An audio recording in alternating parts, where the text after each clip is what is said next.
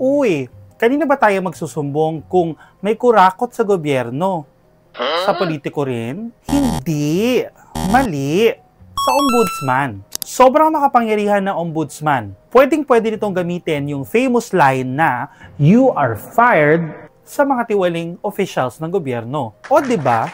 Powerful. Ako si Jairo Boliedo at ombudsman ang main course sa Order in the Court episode natin. Dito, pinag-uusapan natin ang crime at legal issues para gets natin bakit sila got issues. Walang boss ang ombudsman dahil constitutional body ito. As in, ginawa ang opisinang ito through the 1987 Constitution, ang pinakamataas na batas ng bansa. Hindi ito under ng executive, ng legislative, or ng judiciary. Trabaho po ng ombudsman na imbestigahan ang katiwalaan at siguraduhing walang freeloader sa gobyerno. Dalawang klase po ang powers at functions ng ombudsman.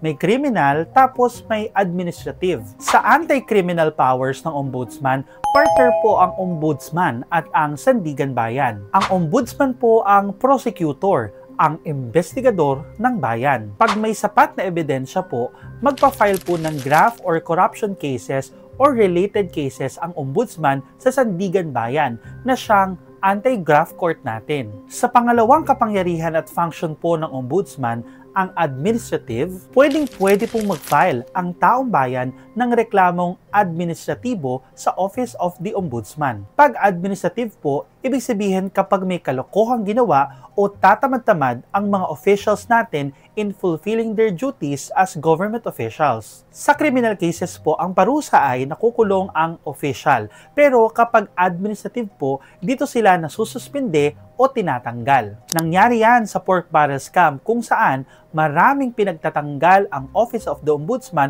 na sangkot dito sa PITAF scam. Nakita rin natin yan more recently sa issue ng Pogo. Dinismiss ng Ombudsman si Porac, Pampanga Mayor Jaime Jing Capil dahil daw may kapabayaan ang alkalde in relation to Pogo. Ang Ombudsman ay may 7-year term po. Fix na po yan. Para masiguradong walang pressure from other offices at independent ang ombudsman, hindi po basta-basta pinipili ang head ng opisinang ito. Dumadaan ang aplikante sa screening ng Judicial and Bar Council. Kasama sa screening ang public interviews at pag-review sa qualifications. Pagkatapos, ipapadala ng JBC sa Pangulo ang shortlist ng candidates na pagpipilian niya. Ini-screen ng JBC ang mga posibleng papalit kay former Ombudsman Samuel Martires na nag-retire nitong July 2025. Ang Ombudsman na pipiliin ni BBM ay magsiserve po until 2032 hanggang sa next president. Kaya dito siguro galing yung concern ng ibang Duterte supporters. Si BBM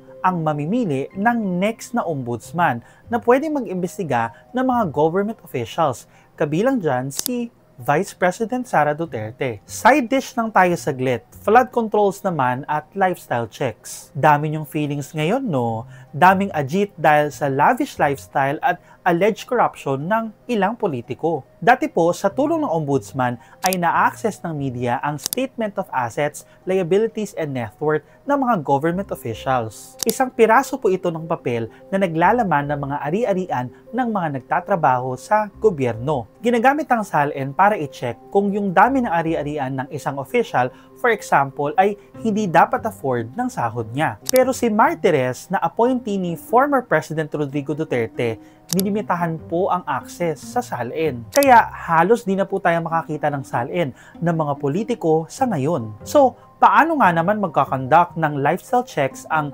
media at ang publiko? Don't forget na sa ilalim ni Duterte, ipinatigil din ni Martires ang lifestyle checks ng ombudsman sa mga opisyales ng gobyerno. Kaya kung disappointed kayo at nagtatanong kung ano ang nangyari sa Pilipinas, baka gusto nyo mag-backtrack at tingnan kung paano pinahina ng Duterte administration ang accountability mechanisms natin tulad ng ombudsman. Kaya sa bagong ombudsman, baka naman, pwedeng magka-lifestyle checks ulit at access sa SALN. Ano ang gusto nyong main course sa Order in the Court next time? Please download the Rappler Communities app and join the Justice and Crime channel, tapos i-post nyo po roon ang mga pitch nyo.